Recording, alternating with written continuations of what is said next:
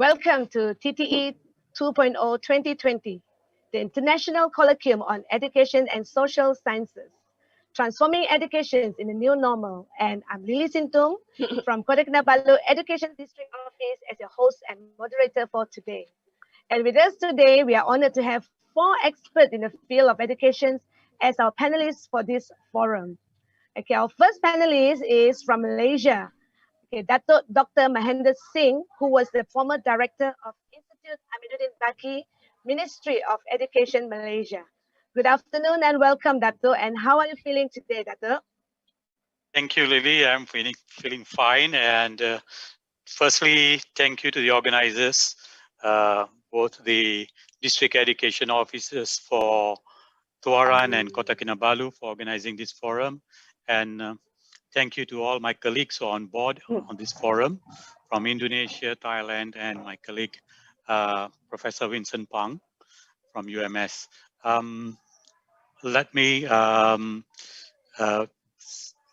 have been in education for the last close to 40 years before I retired. Of course, in the Malaysian education system, we all started as school teachers. And I went on to work as a teacher educator. And I also worked with the International Relations Division in the Ministry of Education, with the Teacher Education Division, with the Sports Division. I also was the Deputy Director for Teacher Education Institute. And I was also Director for Sports, as well as I was finally, before I retired, I was Director for the National Institute for Educational Management and Leadership. It has been a very inspiring career. Of course, understanding the whole mechanics of education. Yes. And what we are in today is something that had never been experienced in all my career. And I think this is a very timely forum with regards to the challenges of education, especially in 2020. Thank you very much, Lily. Okay, thank you, Dato. Yes. Because of this pandemic, a lot of things, happened, and we have to, change the way how our education is, right? Okay. And our second panelist is also from Malaysia, Dr. Vincent Pang, a professor in Faculty of Psychology and Education in University Malaysia Sabah. Welcome, Professor Vincent, and how are you doing today, Professor? Thanks, Lily. I'm very fine. Thank you. Yes. Could you sort of like introduce yourself more, maybe, to our audience? I think they might want to know what's your latest project and what you have been, up to, Okay, I started my career as a teacher, teaching maths, physics, chemistry, and some bioscience. Then I moved on to Teachers College as a lecturer. And that was where I changed my career. I changed my focus to assessment. And my career in assessment started there. So since then, my whole career is about assessment. After 9 years in the college, I moved to the university to join them as a lecturer. I've been teaching assessment, curriculum, testing. And I talk about current research. I have been currently researching on education for undocumented children. Very interesting topic. Yes. And I've been almost 25 years in UMS, and happy to say that I have produced 29 PhDs. Wow. That's all. Thank you. That's congratulations. Thank you. Okay, thank you, Doctor. Yes, Prof. Vincent is actually one of my professors when I did my master's in UMS, and I did learn a lot from him on evaluations and testing. Thank you, Doctor.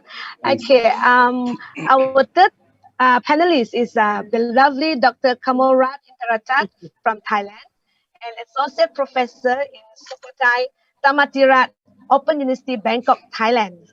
Did I get it right, Doctor? I hope so. Yeah. I've practiced many times. Okay. Welcome, Dr. Kamolrat. And how are you doing today? And how's the weather there in Thailand? I mean, here in Malaysia, we have like we have very unpredicted weather. Sometimes it'll be hot, sometimes it'll be raining, Yeah. Okay. สวัสดีค่ะ สวัสดีค่ะ It's a warm greeting from Thailand. It's outskirts of Bangkok, so the weather today is very warm, like our heart today, right? It's very warm friendship, very warm friendship. Anyhow, let me say Selamat Pagi again. A very good morning. Yep. Kind of. I'm very honored, actually very honored to be with us for today in this forum, because it's actually opening allow ourselves, like how we act to transforming ourselves in this new normal. So we all are struggle to cope it up. How can we use education to cope with our people life, kind of that. This is my mission of my university. We call Sukhothai Thammathirat Open University. That is the name of King Rama VII. King Rama VII is the king of Thailand, that is offer the power to the Thai people. So we changed from the monarchy into the democratization in this King Rama VII. So this is the reason why that we name our university after him. So meaning that we will give all education to as a freedom of the people. If they want to learn, just learn. They just walk in and get a standard education. So we are the only ODL, open distance learning public university in Thailand. So our student, our learner is the youngest is about 13 years old, up to 80 plus something. So this is our university. And my mission today is even my university mission is how to link the world of the people and the world of education to tap together with a standardization. So I think that this forum is very good learn for me too, how to see all the expert of assessment, and then how to apply into our people. I don't say Thailand, I say that our ASEAN region, our own region, we have to go together. So I'm very honored to join. Thank you very much. Thank you, Doctor. Thank you, Doctor. That's a very, extensive explanations, and we learn a bit about the history of the university as well. Thank you. And in Malaysia, we also have our own open university, OUM, and a lot of the teachers, a lot of the graduates, like what Doctor has said in Bangkok. It's I think there's some similarity to it. Okay, our last panelist is another lovely lady, all the way from Indonesia, Madam Diah Kurniati, a faculty staff of EED Universitas Muria Kudus, currently pursuing her doctoral degree program in English education at Semarang State University of Indonesia. Welcome, Madam Diah, and how are you today, Madam? Yeah, thank you, Madam Lily. Yeah, I'm very good, thank you. Yeah. So how's Indonesia since the outbreak? I hope everything, the situation is getting much better now. Yeah. I'm glad that a few days ago that our president has introduced that we have bought the vaccine of COVID. Okay. Yeah. Then it will be distributed to the citizens as soon as possible.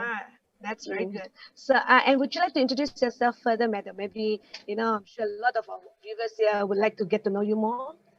Yeah. Okay, thank you. Assalamualaikum warahmatullahi wabarakatuh. Good afternoon, everyone.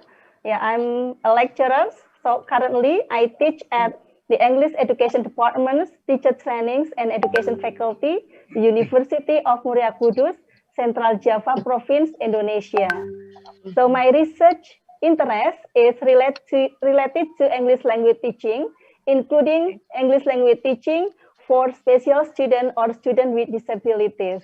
And and actually I have been to Malaysia for several times. Yeah, in 2014 and in 2016, I attended an international conference organized by Malaysian English Teacher Association or MELTA in Kuching at the time in Sarawak. Okay, and secondly, in 2016, I also attended this forum in Ipoh, Perak. Yeah, if I'm not mistaken at the time. Yeah, and I also met Dr. Biti and Madam Pinayan. And the last one in 2018, yeah, I also attended a forum Trilinguistic Conference at the University of Malaya, Kuala Lumpur. So I hope I can visit Malaysia again as soon as the COVID-19 is over. Okay, thank you. Okay, thank you, Doctor. Yes, because of the COVID, a lot of things, we can't travel and all that. And thank you so much again. Okay, so after getting to know all our guests, I think it's time for us to move on to the main topic of this forum.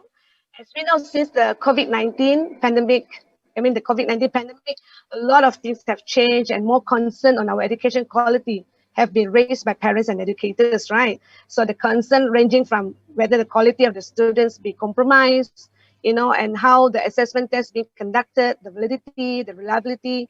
So today, we'll be pondering on this interesting topic on what are the challenges of implementation of assessment throughout the new normal. And with that, I would like to call upon our first panelist, Dr. Mahendar, to share his view on this matter. Okay, Dato? Dato? Thank you, Lily. Yeah, I'm just going to share my screen before we start. Okay. Is that okay? Can you see the screen? Yes, we can see the screen. It's fair. Yeah, all right. Thank you. Okay, thank you, Lily. Like I said earlier, this is a very interesting topic and something that is of concern to education all over the world, because it's not only in Malaysia that we have these challenges, and we cannot devoid ourselves from what has happened, and similar experiences are happening all over the world in most countries with regards to education. We must understand that all in all, if I look at it from the perspective of leadership, we know that learning is driven by the leadership of the organization. Of course, we also look at the leadership at the macro level.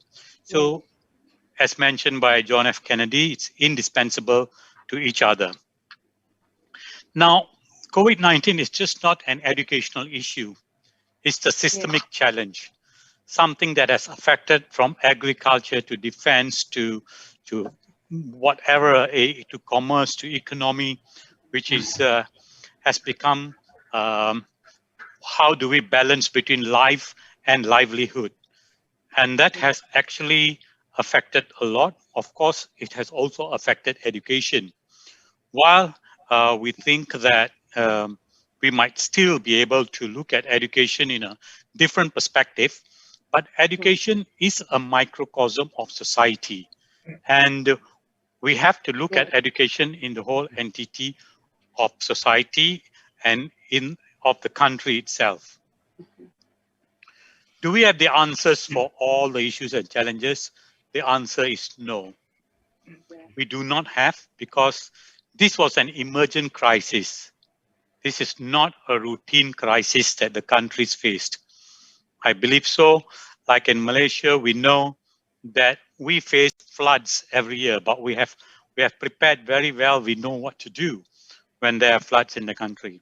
But none of us were prepared for COVID-19. And when it first happened, education was in a way caught at a standstill. There were schools after the closure we did not know how to react to the whole situation for the first 2 weeks or even more.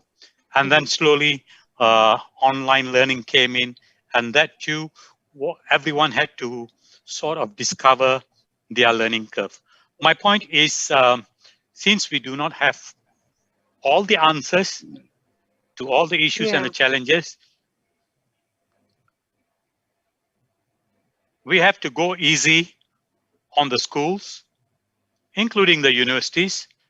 They cannot be perfect at this point of time, and I'm not sure whether if they will be perfect even in the new normal. There has to be a new. We have the new normal.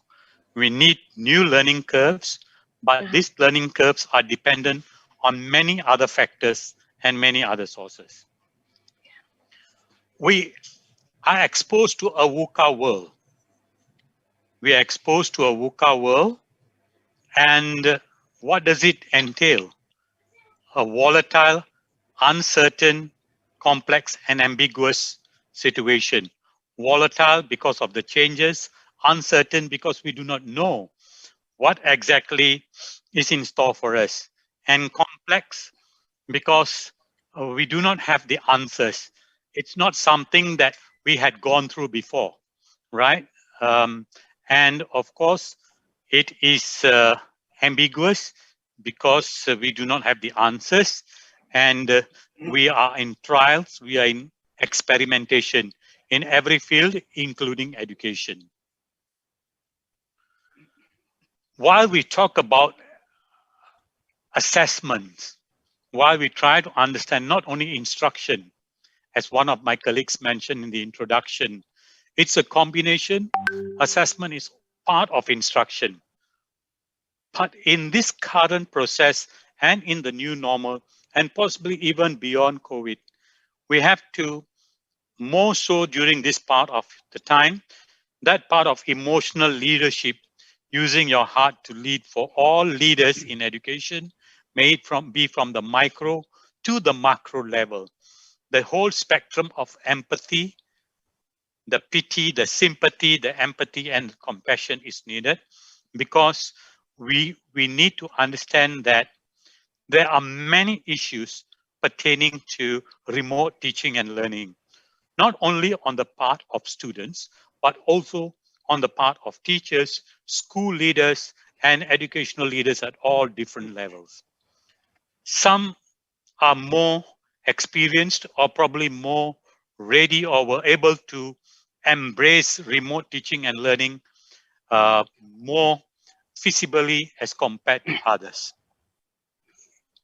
However, at this point, what we need is to understand the whole situation, may it be to assessment, may it be instruction, or any other aspect of education, by understanding the situation, and in many issues where one size does not fit all. What happens in the city is not applicable to what happens in the outskirts or in the remote areas. With the whole issue of connectivity, the whole issue of having the right gadgets, the whole issue of teachers' competency in dealing with remote teaching and learning. And all this put together have become a challenge, not only just for developing countries, it's also for developed countries. Because when we were saying at one time in Malaysia, no phones in school, but today we realize the school is in the phone. And children are actually dependent on the whole remote or gadgets to assist them in their learning. And that, in that case, not only children, but also teachers. We understand that maybe we have to revisit Maslow's hierarchy of needs. If we look at it, just equal to physiological needs are information and communication technology needs. Children, it is no more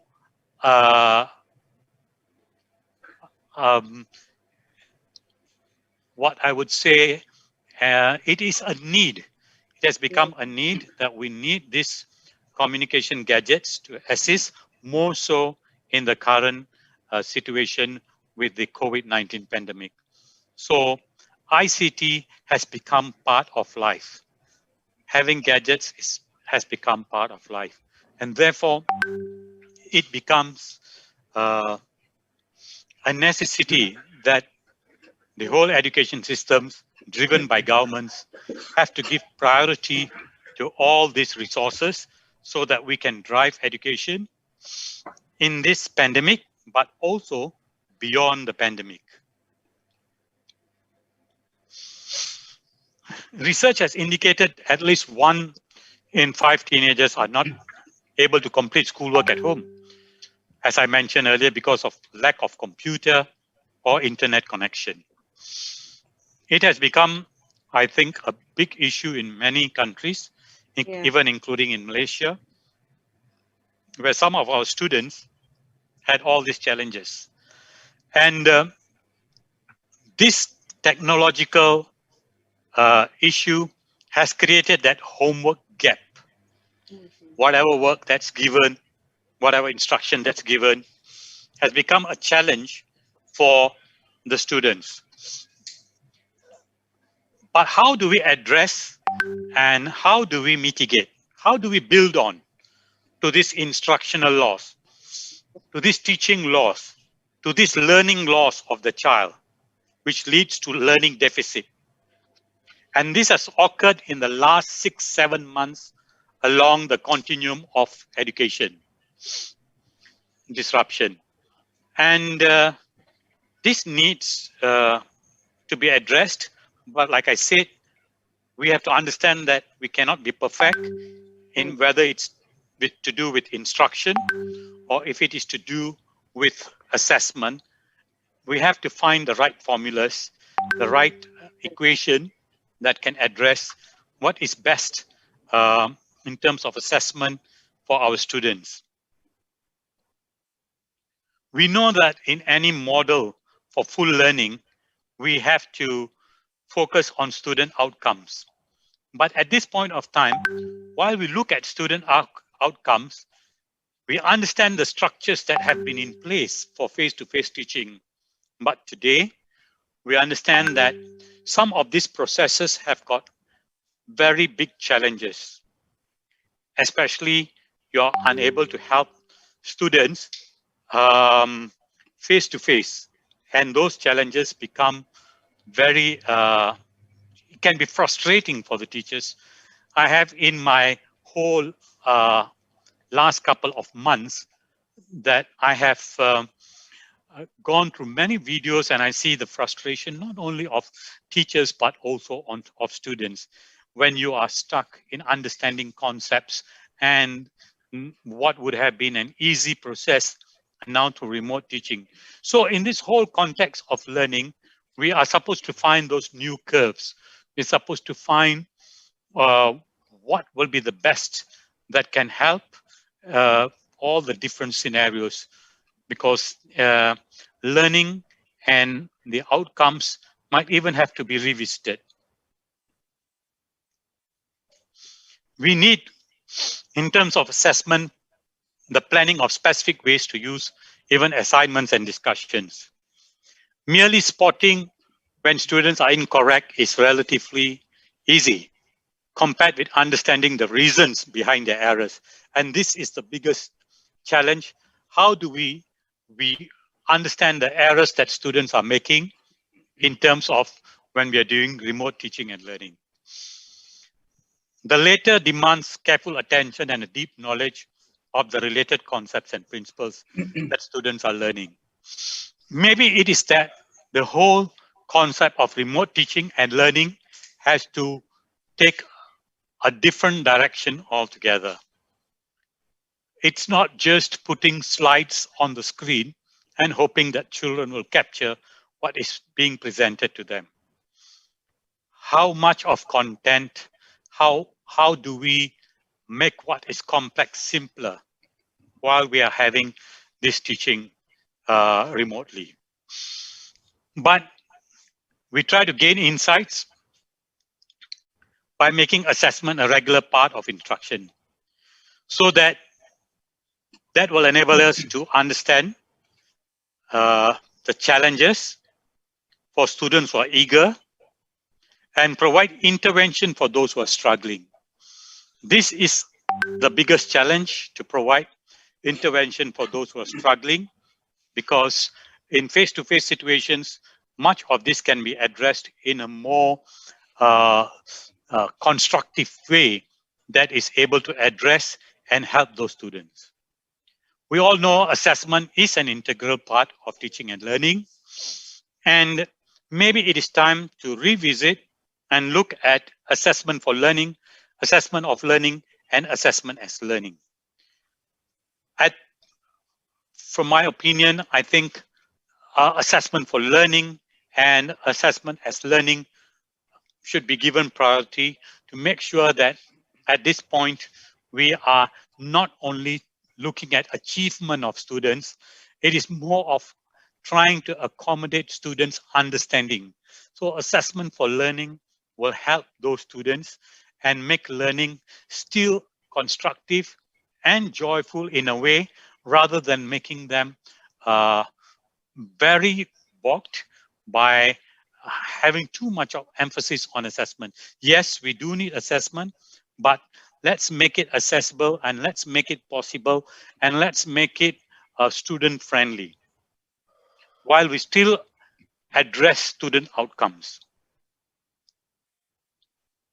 We have to look at what can be done.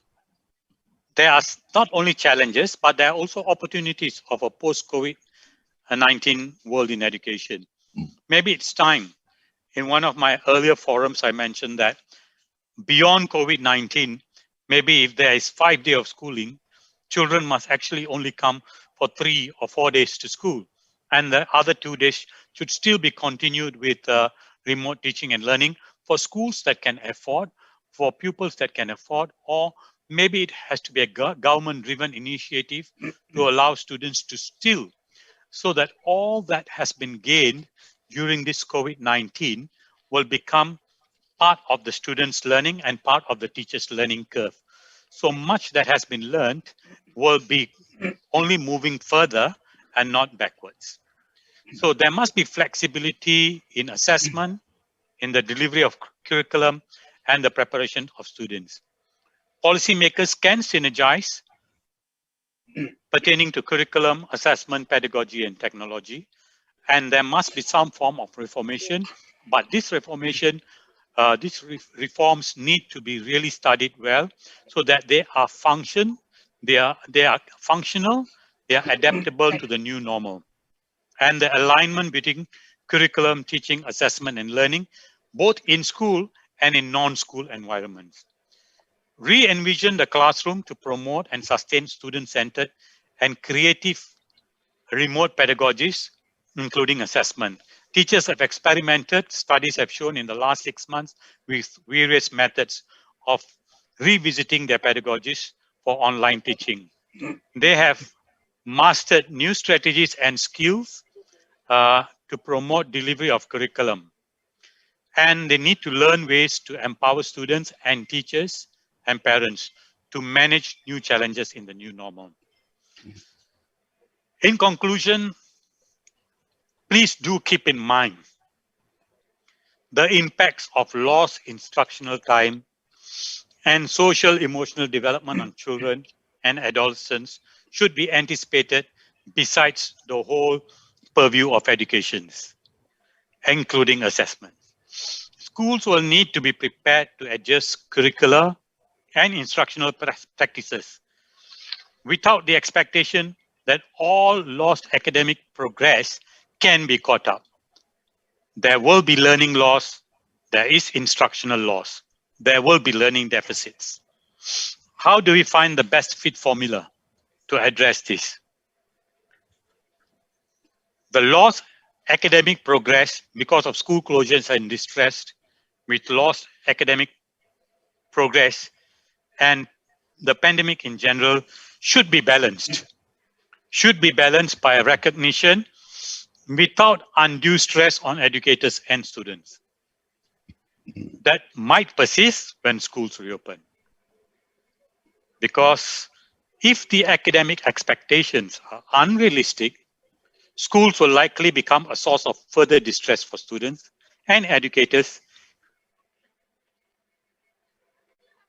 at a time when they need additional time to identify what is the best support and to look at the different segments of students and the different segments of teachers, the different segments of school leaders, and also educational leaders per se.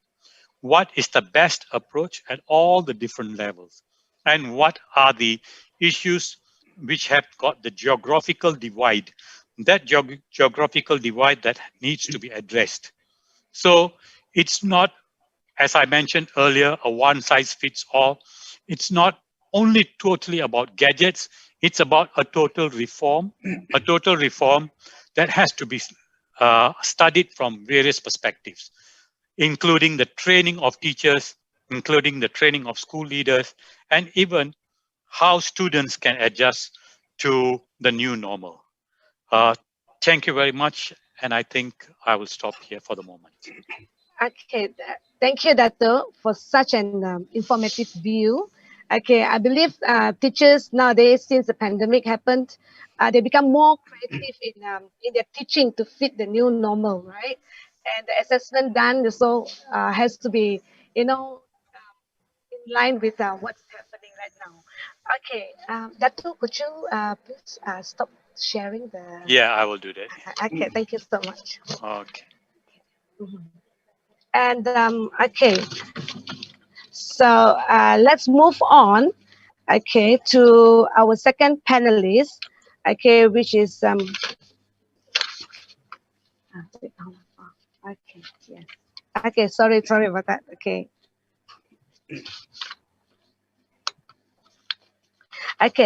we move on to our second panelist, Professor Vincent, to share his view on this matter as well. Okay, maybe Professor Vincent would like to add on to what Dato have said just now, or maybe Professor Vincent would like to touch on the validity and reliability of the assessments done online. Okay, welcome, Prof. Vincent. Thank you, Lady. Good morning, all. It was good that my session is slotted immediately after Dato's, because Dato covered the macro aspect of exactly learning and assessment and general principles. And he talked about no one size fits all principle. Yes. That's exactly where my slides will come in to support and to further elaborate on what he has covered. Thanks, Dato. And Dato started with this VOCA environment, which all of us have experienced. Yes. And I'm sure all of us have learned that from this environment, we know that now rapid change is the new constant. Every day there must be something new. And necessity is a mother of invention or innovation. Therefore, we need to do a lot of things to solve problems faced by students. In school and in everywhere else, there's no more business as usual. Yes. And we need paradigm change in teaching and assessment. Everybody knows by now that no one should be left behind, especially in schools, amongst school children. And because of this VOCA environment, we have learned a lot of things. Teachers have learned how to cope with teaching in this new environment. Students have also learned how to support that kind of teaching and learning style. And therefore, it becomes important that lifelong learning skill is made available or further enhanced among teachers and students. This slide actually comes from Daniel Stanford, who is from DePaul University, Chicago. He divided students into 4 scenarios in terms of ICT access. If you look at this quadrant, this is the ideal quadrant where you have high bandwidth and high immediacy. High bandwidth means people get a lot of data, unlimited data. High immediacy means you can get access to internet anytime you like.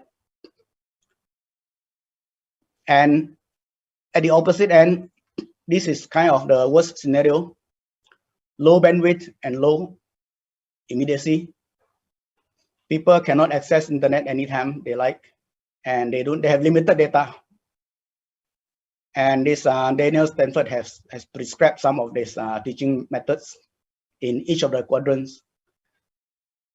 There are also people who are in this quadrant where they experience low immediacy but high bandwidth, and also not too ideal, but people who experience high immediacy but low bandwidth. I will explain the quadrants further. The 4 scenarios listed by Stanford are here. In Sabah, we have something worse than that. Therefore, I have included a new scenario or new level of access, which is no internet.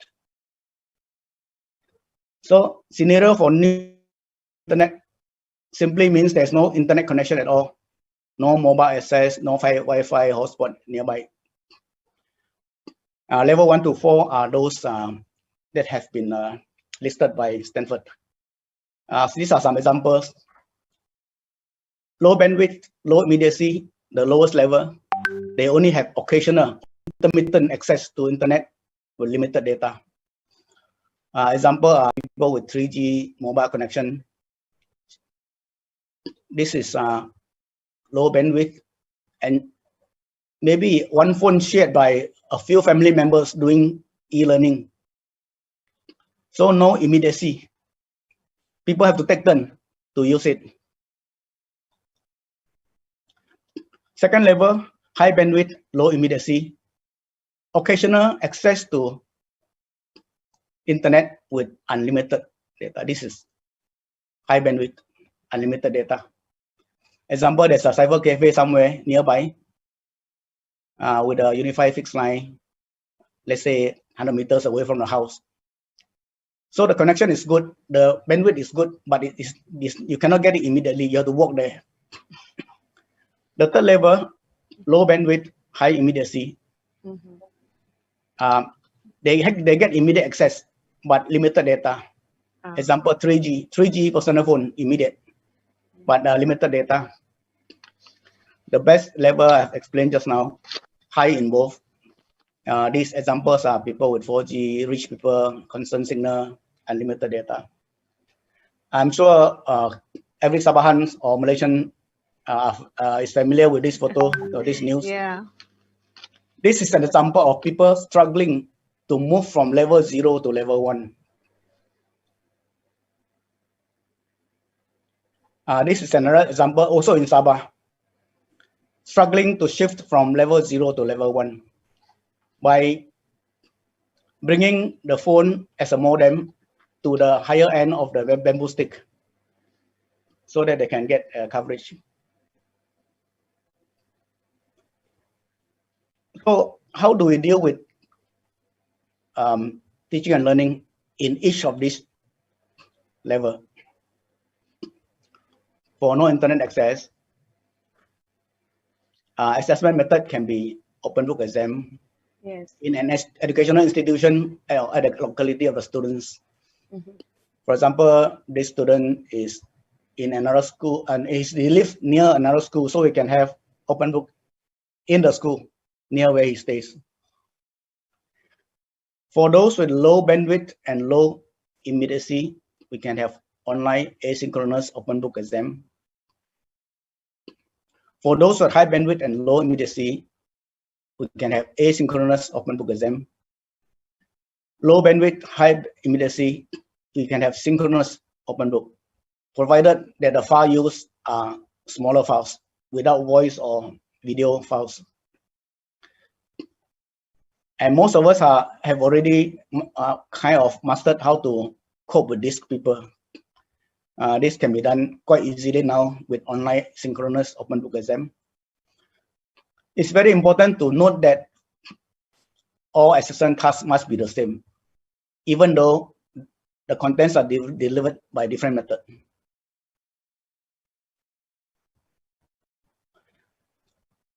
This slide is about assessment using conventional method, measurement of cognitive domain through test and exam.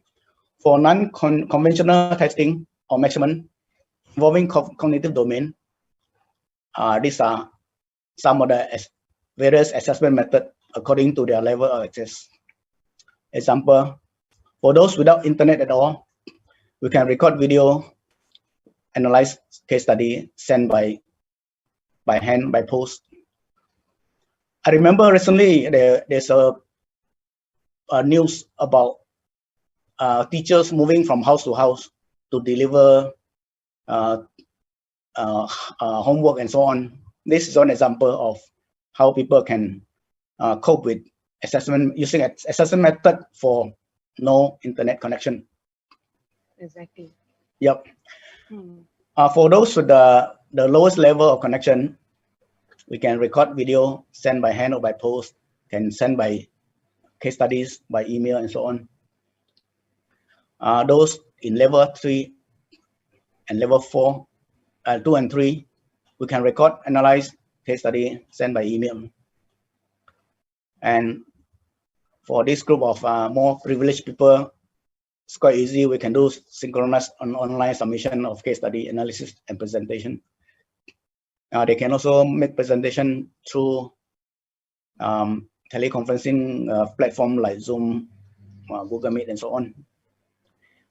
And again, I must emphasize that the assessment task must be the same, even though the lessons are delivered using different methods. For affective and psychomotor domains, which we classify as non-conventional,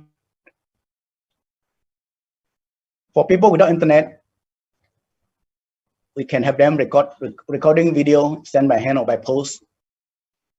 We can do phone interview with them. Now, 1G phone, voice phone. Or they can send the physical or hard cover portfolio to us. For those with lowest connection, we can have all these materials sent by hand, by post. And lighter material may be sent by email. People at level 2 and level 3, we can have asynchronous online presentation, recording of presentation by themselves, and send to us when the line is better or the line is quite slow, so they can we can wait for them to send if it takes time for them to send. We can also have phone interviews, phone Q&A, e-portfolio. And for those at the highest level, it's quite easy. We do online presentation, video or phone interview, e-portfolio. Again, the assessment task must be the same. This is an example of my class. This is, if you are familiar with Telegram, I use Telegram in parallel with the Google Meet lesson. So when Google Meet synchronous class is on, this platform is also on. This is to cater for those who have lower internet access, those at category 2, 3, and 4. Example, while people are presenting, some people are presenting their findings, their PowerPoints using Google Meet. Other people who have low data and slow connection, they can record their presentation, the voice presentation, and send their file, their PDF, PPD, PowerPoint file to me. So by reading these two together, the effect is the same as listening or participating in an online presentation. And I can also, example, give them feedback through Telegram. This is for people who have very low level 1 connection. Apart from challenges due to lines, there are also other challenges related to assessment. One is people, if you are doing a test, people are questioning about students copying from each other and so on. Yes. Yeah, we can avoid that. We cannot eliminate totally. We can avoid that. For example, if you are using objective test measuring lower order thinking skills, you can have a few sets of items. So people, chances of getting the same set is low if you have like five sets to be developed to the whole class. you can randomize items. Even if they get the same set, my item number 1 is different from your item number 1 because we randomize the items. We can also randomize the response choices. Your ABCD is different from my ABCD for the same question. So this is for measuring lower order thinking skills using MCQ. For subjective assessment, we can have a few sets of items again. Items has to be original so that we are really testing the right level. We use variable context.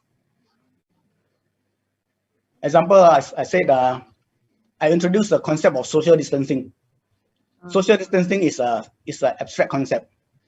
So I asked them to do, for example, how do you do social distancing in education?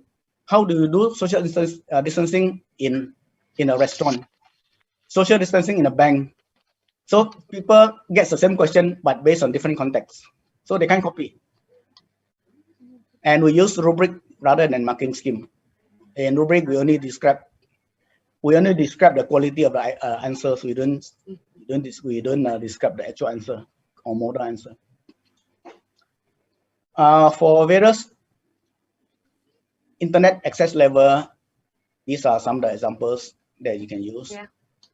For those with poorer internet connection, we can use group messaging, Q&A activities. Moderate assessment, we can have online quiz, online submission. And for those with high level of access, we can have on top of that live presentation, oral examination. Teachers do experience problems on how to get things done, how to teach. We can actually, I think most of us have done this. We take up lessons from online courses. Suddenly, there are so many free courses offered to us. And I think most of us have benefited a lot from all these free lessons.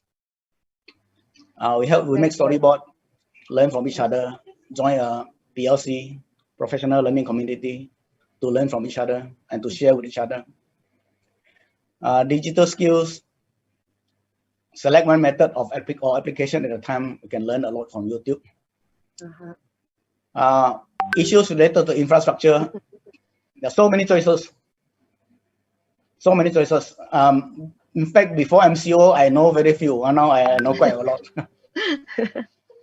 And learning management system can help us to solve some of the media and infrastructure issues. So for conclusion, the three key principles are no one should be left behind. I think Dato has mentioned this. We should have more assessment for learning, more assessment as learning, and less assessment of learning. Meaning more formative assessment and less summative assessment. We also need to be fair to everybody.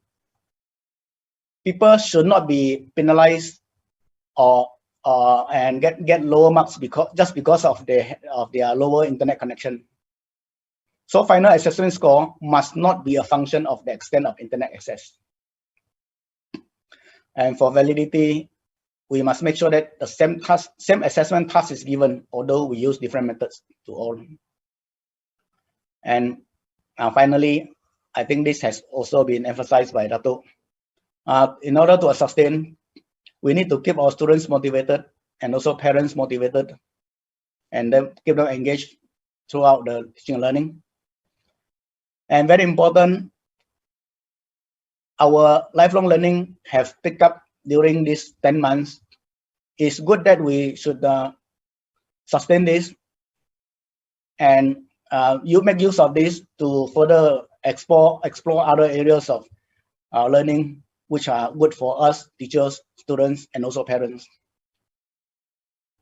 Thank you, Lily. Thanks. Thank you all. Thank you, Doctor. Thanks. Yeah, not only the teachers have to be creative, even the people now, the parents have to be creative, right? Yeah. In finding way of to get better internet line for the children. Yes. And yeah, so before I forget, just as a reminder, if any of our audiences here or viewer would like to ask questions, you are most welcome to do so. And you could write your questions on the comment box in YouTube, and then I will forward it to our panelists. Right? Okay. So our next panelist, right? We would like to invite our third panelist, Dr. Kamolrat, to share her view, as there might be a different type of challenges in Thailand, maybe compared to Malaysia. Okay, something to look forward to. Okay, thank you. Yeah. Okay. Good morning again, everyone. Yes, I'm very appreciate from the previous speaker. It's very informative. Yeah. So let's see that what is the lesson learned from Thailand. So let me share my screen. Yep.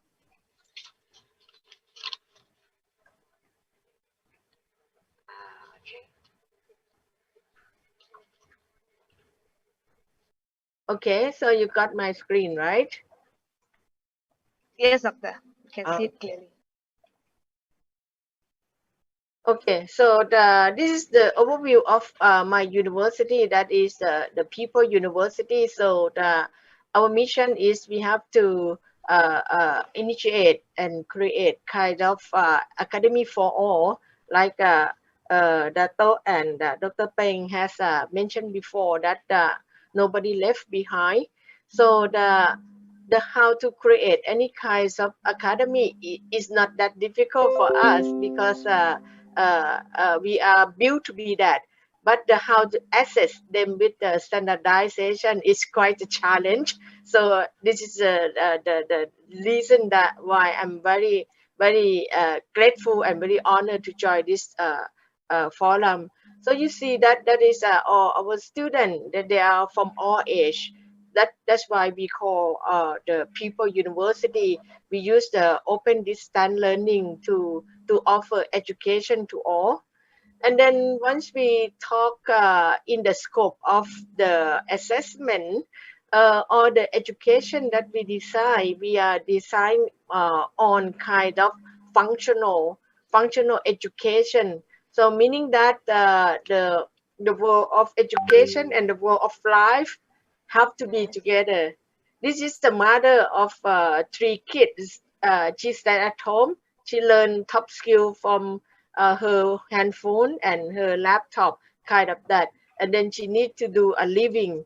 She need to care for the kid, kind of that. So this is our university mission.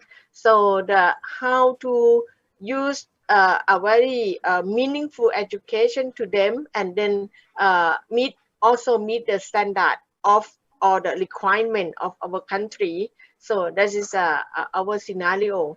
So the how that we use in ODL University is our education have to make them earn more, and then let them learn more about their welfare, and then learn more about how to be somebody on earth, not being left behind, kind of that.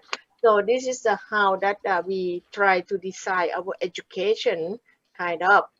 So we try to create kind of smart education, because we cannot do it without kind of technology, because our student, our learners is all from groups of people: the blind, the physical handicap, the deaf, slow learner, the ethnic group, small farmer, kind of. If they want to access to education, if they want to top skill, if they want to be more professional, that's kind of how can we use the technology and innovation to top up their skill. So that is the what we are doing.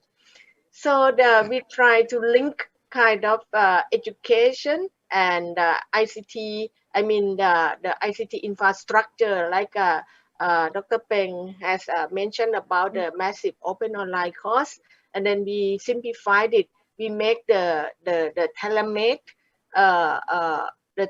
MOOC platform, that is telemed to all the marginalized, and then tap it with the national single platform that we call Thai MOOC. And then beside from that, the how to learn, we cannot make it only the online basis. We have to hybrid with all kinds of training. For example, this is an example of the e-commerce. Sorry, doctor. Sorry, doctor, to interrupt you. But the screen, it's only showing one slide there. Skype for business. Is that all that? Or you have any other slide that? It's okay. We're only seeing one slide here. It's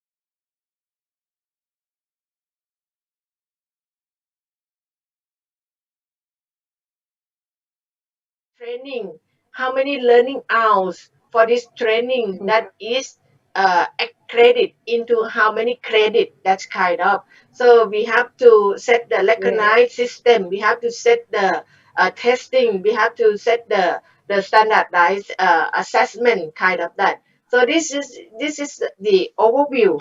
This is the overview of how we create our academy to our people with the frame of national qualification framework. So this one is maybe a little bit this is will be the overall. For example, the most left-handed is the national qualification framework.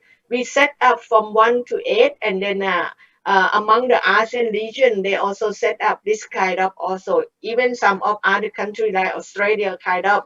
And then we link our national qualification framework with the formal education that can be that is basic education, technical vocational education, and higher education. And then we link with the real world, we call the PQF, that is professional qualification framework.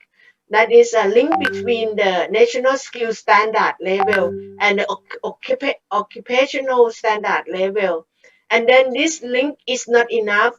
We have to link with the alternative education that we call the training and online training. Could be hybrid or totally online or physical training. And then we create for the credit transfer the all kinds of the assessment system. We call the RPL, RCC, like the recognition of the current competency, kind of that. So we also try to the NQF has set up the linkage mechanism by the set up the comparative comparing, transferring, accrediting, or kind of that together. So all the university have to use this kind of framework in creating any kinds of academy for their people. And then beside from that, once we have created kind of academy, we have to follow the standard. For example, like basic education, vocational education, higher education. What is a quality assurance? You need to have an eyes and follow this kind of Thailand TPQI, Thailand Professional Qualification Institute, that is taking care of the qualified, the demanding skill for the Thai people, and kinds of the skill department or kind of that. So, and then beside from that, in many of the institutes, we have to also follow the international standard that we mostly we are familiar with the AUNQA or ISO kind of that. So right now we use ISO IEC 17024, kind of that. That is undergoing. That is under urgent process that we are doing now. So this is the system that we use now and try to map up with our NQA, National Qualification Framework. That is RPA is recognition of prior learning and recognition of current competency, and the recognition of existing skill and knowledge. So this kind of has been being the frame of all the institute of education that we are using. For example, like now we are trying and testing with some of the academy. For example, for the general people, you might already know that Thailand is going to be the active aging society in the next year. So meaning that our university have to tap up with many agencies to design the functional education to serve all well of the aging in Thailand to be the smart aging. So we use the frame of assessment of our university, as well as the NQA, like competency 1 credit, achievement 6 credit, certificate, and degree finally. So the credit bank and the credit transfer and the accredit process is undergo for the R&D now in our system. So this is an example of our system online hybrid with all kinds of training. This is our national knowledge platform we call Thai Move, kind of that. So even this is an example of the handicap kind of, and even the beside from the smart aging, we also create the Academy of Caregiver. So this is we hybrid with Dr. Peng has said a while. Some of our people is very far away, is in the last mile. So how can they submit their practices, or how can they declare their competency? They have least internet or non-internet. So how can we do that? So we have a kind of collaboration among like a Red Cross Thailand to be the substation at the last mile to do like the certified body for the last mile assessment kind of. So this is all the education that we link the real demand of the world, real demand of the people, and the how to access and make it accepted as the same standard of Thailand. So very honored to learn from you all, and then welcome to learn from the audience too. Thank you so much. Yep. Yeah, thank you, Dr. Kamolrat. That is very, very interesting and very inspiring to all of us. Okay, and university learning is not just for the purpose or for the sake of learning, but it can be turned into lifelong learning, right? And with that, we come to our final panelist, Madam Diah Kurniati, to give a view on this. And then, yeah, how about your country, Madam Diah? Maybe after listening to all three panelists, are there any other challenges that might occur in Indonesia? Something maybe a bit different from Malaysia and Thailand? Yeah. Okay. Thank you, Madam Lily, and Assalamualaikum warahmatullahi wabarakatuh. Yeah. Good afternoon, everyone. Yeah. What I'm going to share with you all today is about the challenges in the implementation of assessment in the new normal. More specifically, the case of Indonesian teacher challenges. And let me start from the introduction. That is the effects of COVID-19 on education. Yeah, ladies and gentlemen, as we know that the COVID-19 pandemic has affected all aspects of life, including education aspect in all countries around the world. To prevent from the spread of the virus, schools and universities in most countries have been closed temporarily for several months. That is why, to ensure the continuity of teaching and learning, schools and also universities have moved their classes and lectures online. So in this case, the fact that COVID-19 has shifted a conventional face-to-face teaching and learning to online teaching and learning, which makes teachers and also students study and work from home. To respond to this situation, different countries have introduced various ways or action to continue the education process, as well as to make sure that the educational system remains functional. One of them is by the introduction of distance learning. Yeah, ladies and gentlemen, after we have been living in this pandemic situation for about 10 months, and the fact that COVID-19 still exists until today, now people have to adapt with new habits of life in all sectors, including education sectors, which is called as the new normal.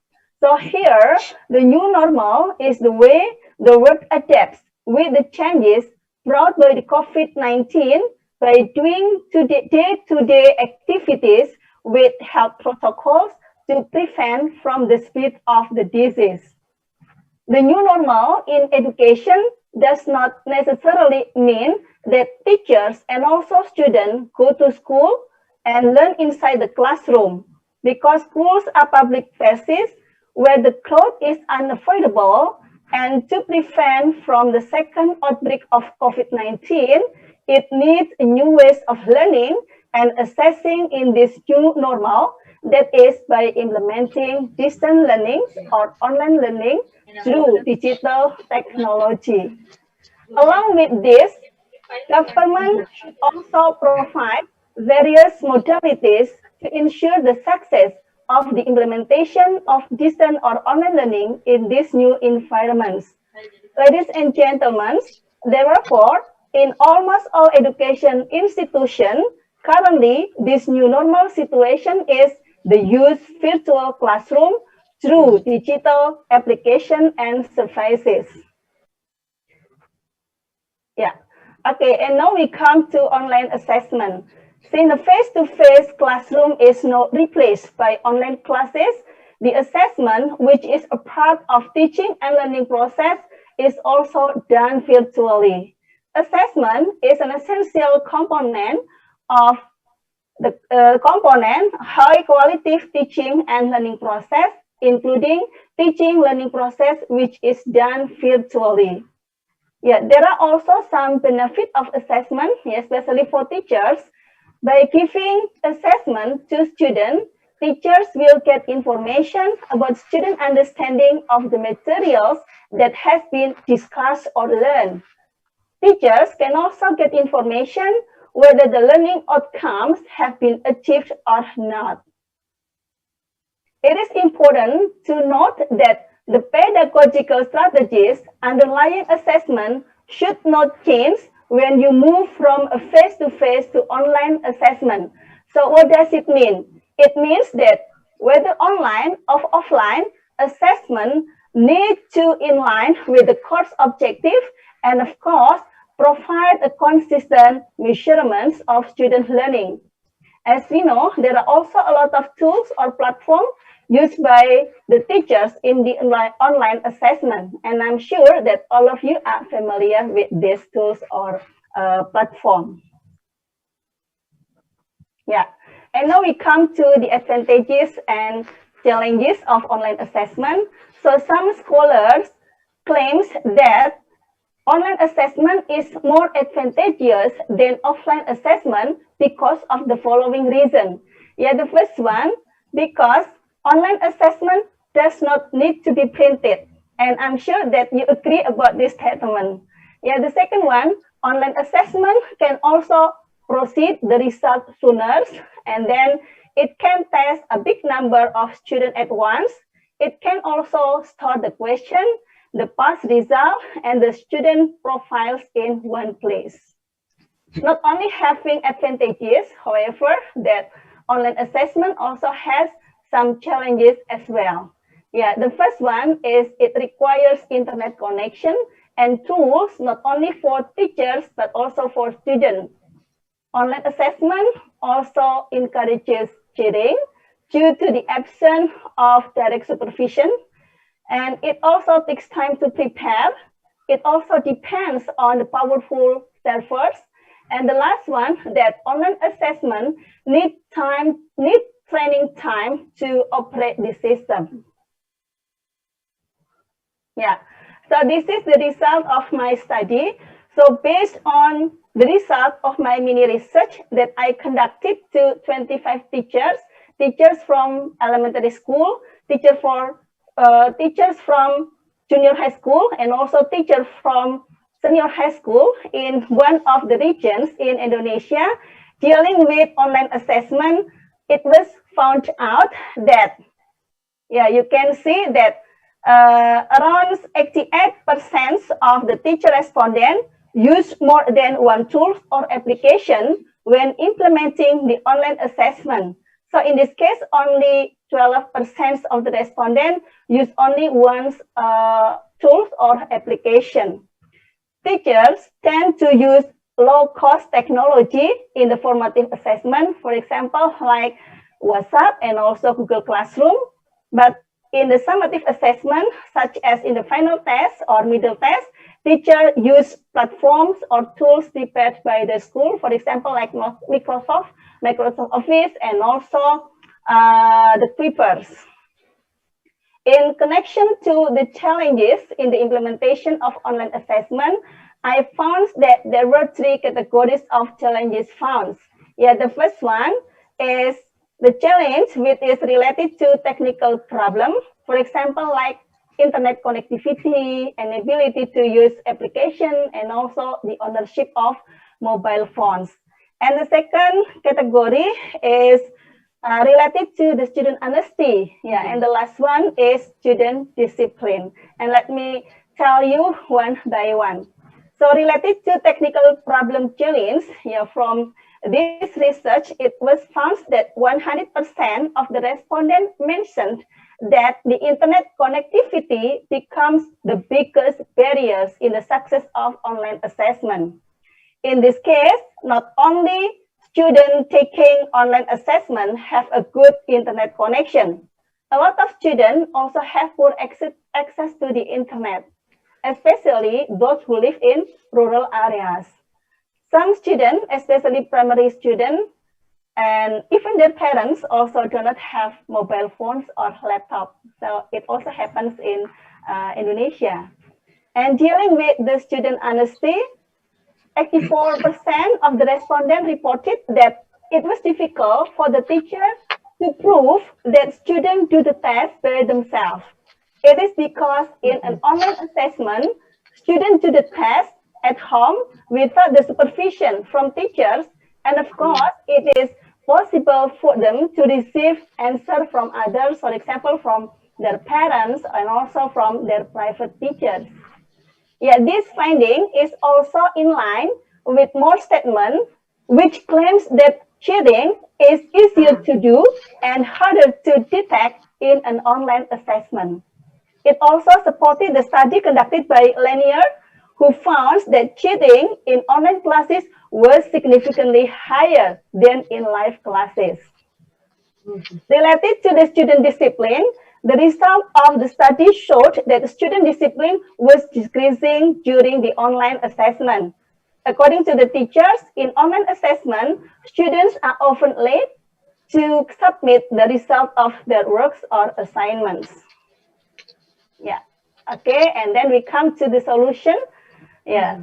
To cope with the challenges, there are several strategies that can be adopted. Yeah, for example, related to the student honesty, yeah, teacher may change the type of assessment from objective, measure, or selected response tests, such as multiple choice, true, false, to more subjective one, for example, by giving short answer or essay. And the second one, we can also apply test timer or reducing the amount of time that the student have, and shuffling or randomizing test question, and also proctoring the exam. Yeah. Meanwhile, for the student who have problem with internet connectivity, teachers can give extension time for the student to finish the test. And some teachers also do home visit, to help students in learnings and to do the assignment if they don't have any mobile phone or laptop.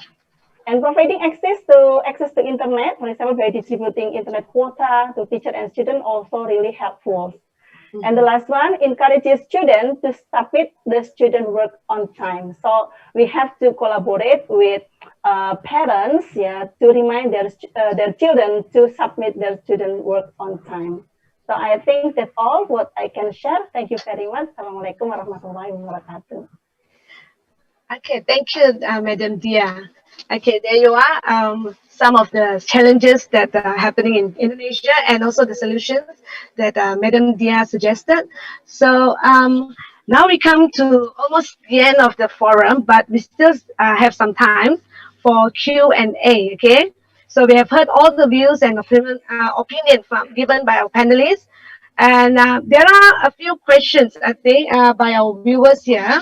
Okay, the first one, okay, let me see. The first one, it says here, with no internet, I look forward to for more suggestions of whatever method that don't require a lot of data usage and storing. So any of the panelists wanted to take on this question? Maybe Okay, Dr. Vincent? I can answer this. In my experience, I use a lot of Telegram while supporting my online teaching and learning using Meet. So Telegram is very powerful there. All of us use it just to receive news from MKN. Now you should explore some interesting features that you can use in teaching and learning. Example, in Telegram, you can actually do a online poll. You can ask them to vote. Apart from sharing info and so on, there are many other features. Apart from Telegram, you can also consider WhatsApp, which is very popular here, WeChat, Line, FB, Messenger, and also MS Kaizala. So these are the social media apps that doesn't consume much data. Yes. I do use a lot of Telegram as well in my coaching. Yeah. So it's easier and easier. Any additional from the other panelists before we go on to the next question? Yes. Yeah, Dr. Kamolrat. In my case, I got agree with Dr. Peng because in my case, my university is also taking care for the prisoner. I mean, the person in jail. So once the prisoner, they are going to get free, and then their behavior is great. So we will have to offer the demanding education, for example, like the new skill, for example, like e-commerce or the programming or kind of that.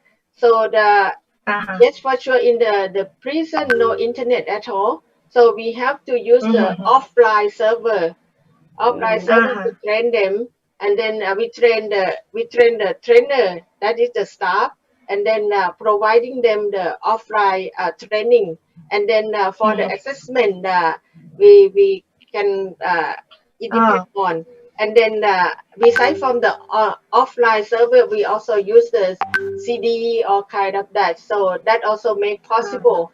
Yeah. That's interesting. Yeah. Okay, so can we move on to the next question? From Ahmad bin Muhammad Akib from MOE. He said, according to the United Nations, conventions on the right of the child, education is one of the rights of children in the world, regardless of skin color. So what is the panel's view on the challenges of assessing the education of stateless children in Asian countries in the new normal? I think I know who's going to answer this one. Maybe Dr. Vincent want to take on to this one? Okay, yes. This happens to be my research area. Yes. It's very, J. Ahmad is very right in that education is the right of every child. Yes. We in the public sector, we have experienced such a big disruption by COVID. You can imagine institutions run by volunteers, NGOs, and individuals who are not really trained for the business of education. So, from my observation, many of these learning centers have stopped functioning. So I think it's important that help or support be given to all these alternative education operators, so that these children can still continue to resume learning. This question came from J. Ahmad from MOE.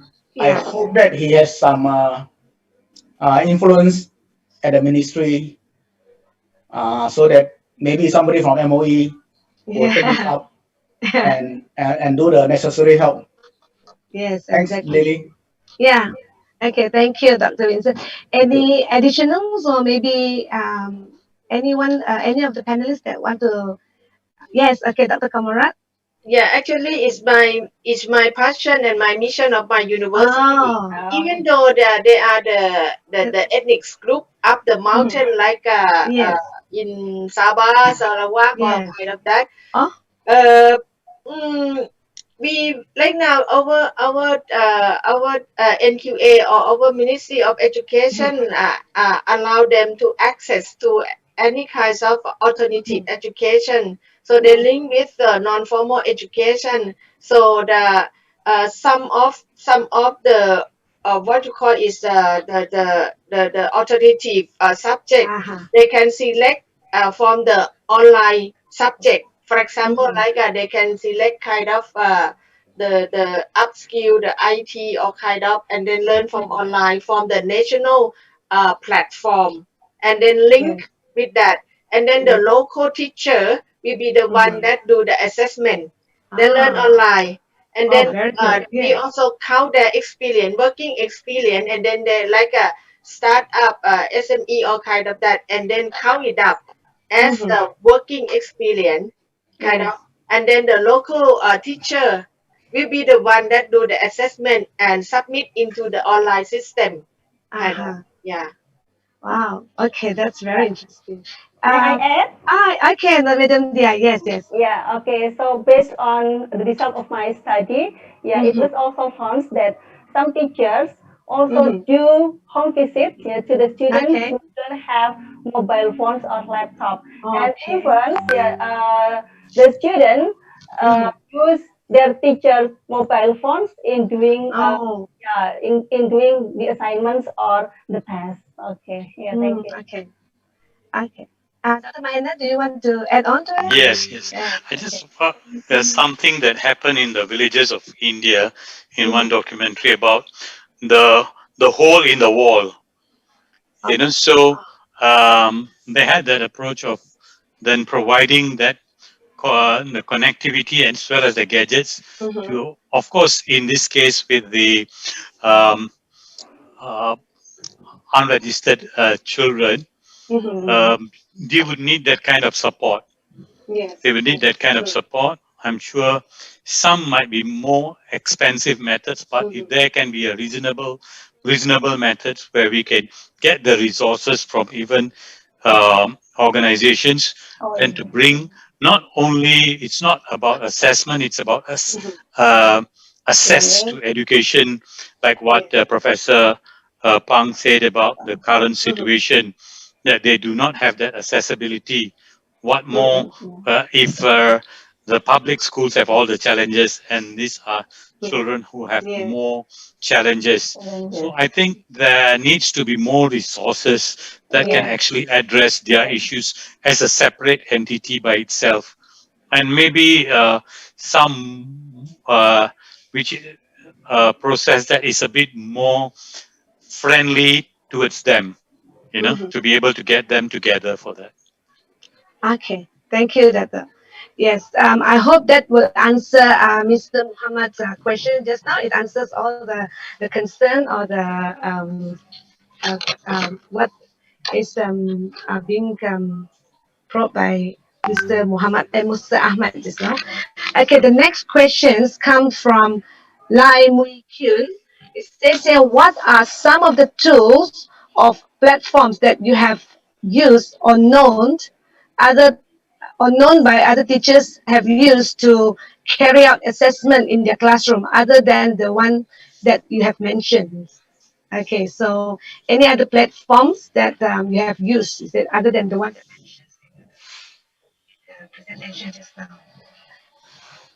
Um, anyone would like to address to this question? Yeah, maybe me. Okay, Madam Dia. Yes. Okay, Yeah. thank you, Madam. Yeah, actually there are several platforms and also tools, yeah, which can be used by teachers to support the online assessment. For example, like quizzes. Yeah, you can try to find this in the internet, quizzes, and also code. Yeah, and also what else? Yeah, quizzes, Kahoot, and PC makers, and Clippers, and also Microsoft. Okay. And Yeah, okay. Any additional, so we can move on because this Madam Lai Mui Kyun has another question. Okay, I think almost similar, but this one it says that what are some of the best tool or platform that you have come across? Okay. Josephine Lai Mui Kyun, Josephine from SK Ungun KK. Sorry, forgot to mention the name of the school. Any Prof or Dr. Dato or Madam Diah? He said, what are the tools or the best tools or platform that you have come across before? Of all the tools and platform that you have used, which one is the best?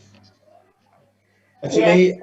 okay, Ah, let, okay, Dr. Kamolrat. Yeah, yeah, okay. okay. Let Dr. Kamolrat come.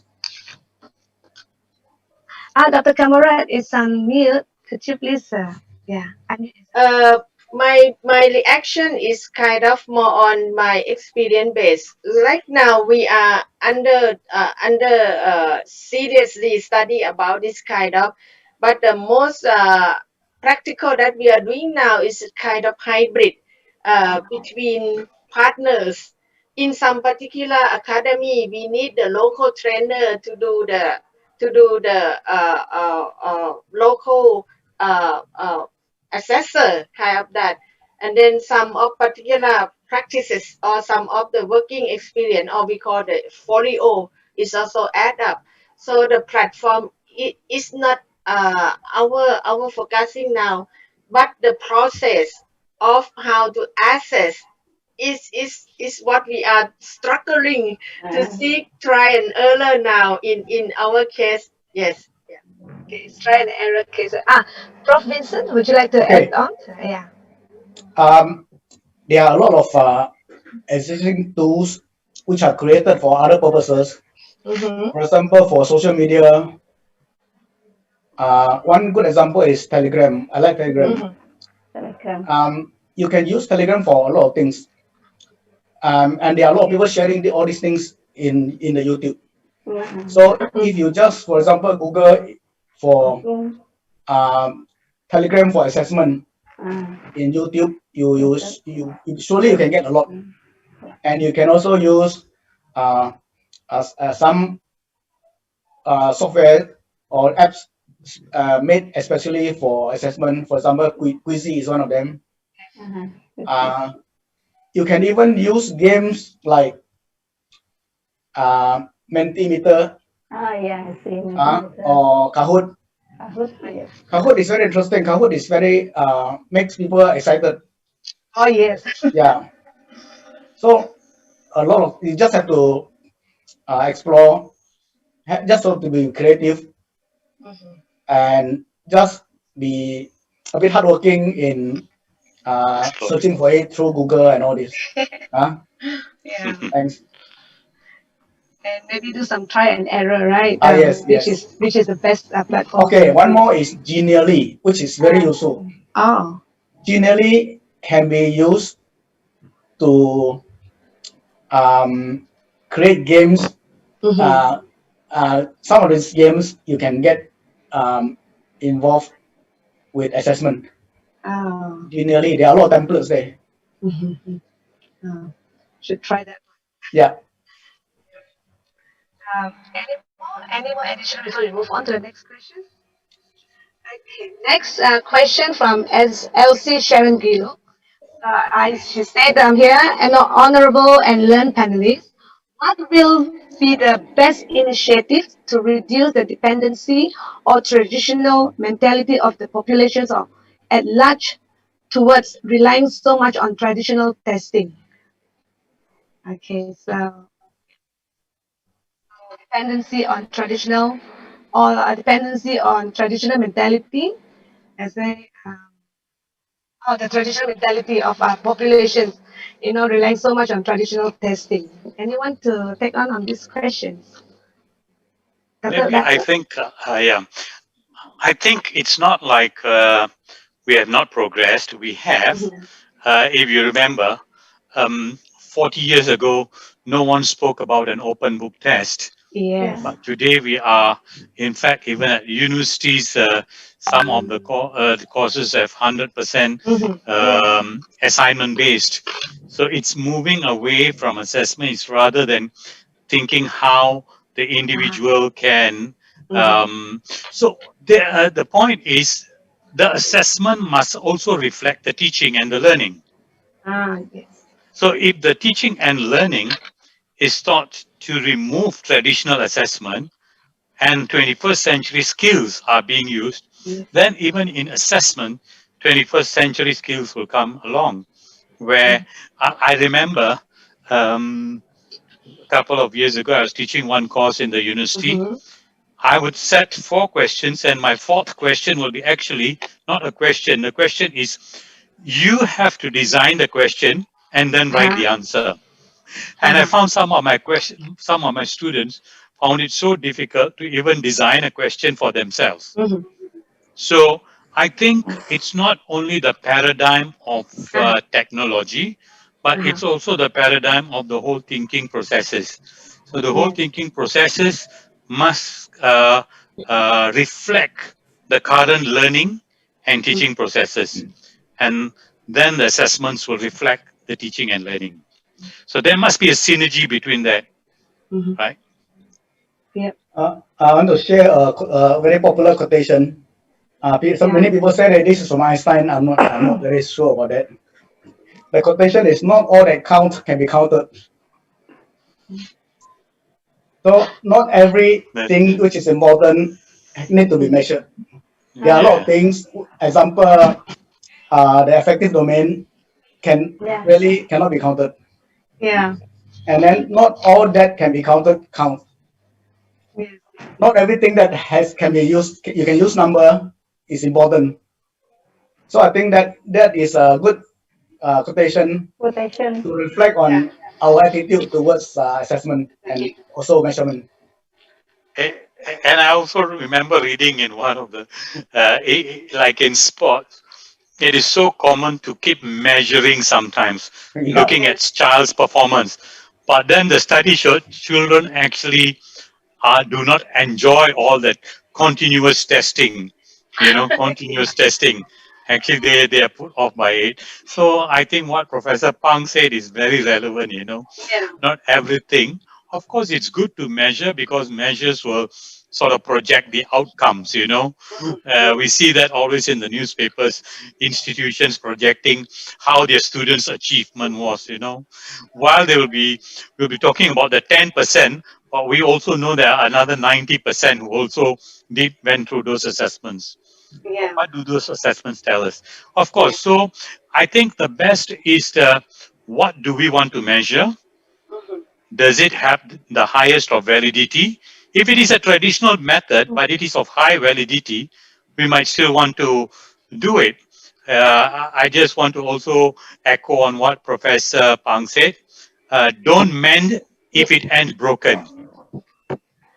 If it works, then we're not going to go and for the purpose of just finding, and of course you can have alternative assessments, that's fine. But then we must know the purpose of assessment. The purpose is equally important as from the outcomes. Thank you. Any more additional maybe? Or else okay, I think we have time. We have maybe time for 2 more questions before we do the closing. Okay. Next one. It says here. How does online assessment affect learning in the new normal? How does it affect online assessment? Sorry, how does online assessment affect learning in the new normal? So, any Dr. Kamolrat maybe, or Dr. Mahendar? Yeah. Actually, the new normal is kinds of is embedded by the kinds of technology and innovation kind of that. So I think that is automatically relevant and complement to each other. So I think that for example, like people are moving into the online world. So that's why we need our education and life have to be on that. Yeah, continue, Dr. Dr. Vincent, would you like to add up to that? Yeah. No. Okay. Okay. I think now it's not only online teaching and learning, of course, online assessment. One, as educationists, we have to be uh, patient about is that the process of the learning curve takes time. So I even for the children and for the teachers and for school leadership. So I think over time there will be accustomed to certain level of online assessment. So we need to give that time. We need to provide that time. It can it might be 6 months for some, it might take 1 or 2 years for others. Yes. So if you remember, I did mention that one size will not fit all. But please do not expect magic. Exactly. Do not expect magic for teaching learning. Do not expect magic for assessment. Um, I know I've sat in classes in the last 2 months. There are children who are quiet throughout the lesson. Even if you prompt them to get some feedback from them, it's not easy. Can you imagine that's teaching and learning? What about assessment? Yes. So it will pose equal challenges. While there might be some who are so comfortable with online or remote teaching and learning, because for all you know, they had been so familiar with gadgets, but for some, Yes. it's a new learning curve. So I think as educationists at any level, even for basic education or at university, you have to give them time. I can say about my own experience. I had to engage someone to actually get me trained to use the Teams platform. And I spent hours getting used to the Teams platform. And I agree with what Prof. Vincent said and what other colleagues said. For teachers, you should not be afraid of all these platforms. Yes. All you need is a lot of time to explore all the various apps. And of course, it takes time. It really takes a lot of time. One is exploring and then trying them out. And when you try them out, you know what works best for geography Yes. might not work best for maths. So you have to see which works best. And it's not like a prescription, you know, it's not like a drug that anyone can prescribe to you, use this app. I think it's for the teacher to explore. Of course, you get a lot of colleagues giving you suggestions, and I've seen a lot of that happening. What has happened during COVID is the camaraderie, the collaboration between teachers has been actually very good. Yes. I have read 2 research papers and I was involved in one of them. And teachers actually just went into their own, uh, into their uh, motion of trying to contact friends to learn. And then they established that learning curve themselves. And they're still doing it. So that collaboration between teachers for learning is taking place, and from peers, I think that is the best. I think because what your colleague who is an English language teacher is using for teaching and learning as well as for assessment. So time, of course, but it is an investment. Uh, Trust me that the teachers, of course, it's best to go and attend a course, online courses. I think Prof. Pang mentioned that all of us have been attending. There have been so many available. But from all those that are available, you want to know what best fits your role for what you are teaching. Thank you. Okay, thank you, Doctor. I think we don't have time for more questions. Okay, the last I think other questions that are being forwarded to us, maybe we will forward it to Dr. Our panelists, and they will answer it in later, and then we will post it in the YouTube. Okay, the comment. So with that, I think it's going to be a wrap for our forum today. So before we go on, I think although the pandemic has caused a lot of turmoil in our life, there are some positive change, I think, that comes with it, right, Doctor? Okay. Yeah, educators become more creative, imparting their lessons. And then, some, they know how to cater according to the needs of the children of the Yes. yes, everything. Even according to the facilities that, possible for them. Okay, so with that, I think that's about all. And stay safe, everyone. And we'll see you again in TTE2 in the coming year. Okay, thank you. Can we stay on?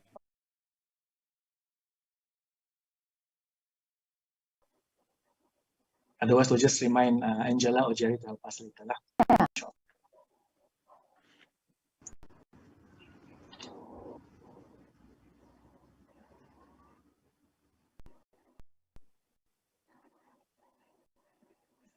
Mine. Oh, someone.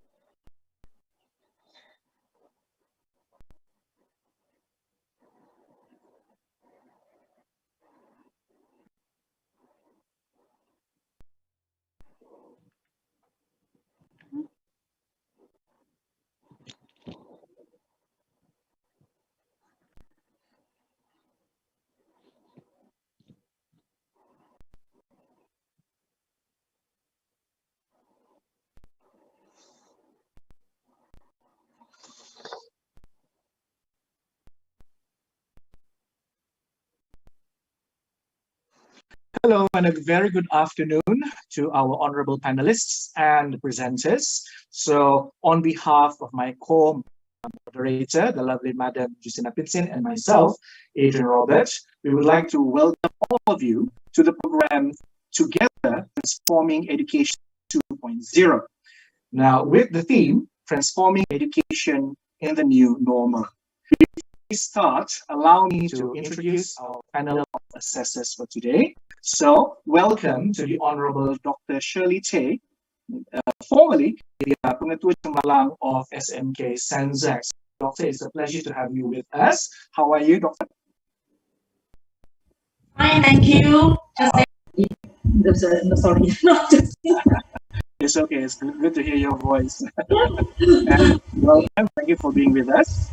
Okay, so now our second panel, all the way from Sri Kembangan, Selangor. Please join me in giving a warm welcome to Dr. Tay Ling. It's so nice for you to join us today, sir. How are you? Good. Thank you so much. Okay, that's good to hear.